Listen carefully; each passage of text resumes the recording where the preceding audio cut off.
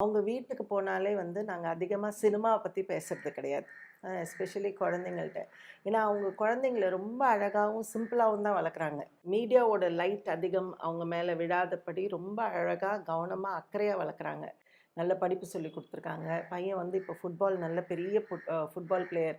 அவன் குழந்தையா இருக்கும்போது நான் அவன் கூட ஃபயர் ஸ்டேஷன்லாம் விளையாண்டேன்னு சொல்லி அவன்கிட்ட சொல்லும்போது அவன் சொல்றான், "and nowadays I am not playing that. I am playing only football you know" அப்படின்றான்.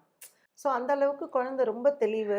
அ அந்த அவனோட பழக்கவழக்கங்கள், பிஹேவியர் எல்லாமே நீங்க பார்த்தீங்கன்னா, ரொம்ப அட்ராக்டிவாவும், கிளியராவும் நான் ஒரு குட்டி அஜித்த பார்க்குற மாரியே தான் இருக்கும்.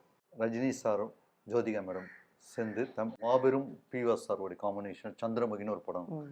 இந்த படத்தினுடைய வெரிஷன் வந்து மலையாளம். அதில் வந்து சோபனா மேடம் பண்ணியிருப்பாங்க அந்த சாங். அதுக்கு வந்து டான்ஸ் டைரக்டர் நீங்க தான் பண்ணியிருக்கீங்க. நான் வந்து ஒரு டைரக்டரோட டான்ஸ் மாஸ்டர். அத முதல் சொல்லிடுறேன்.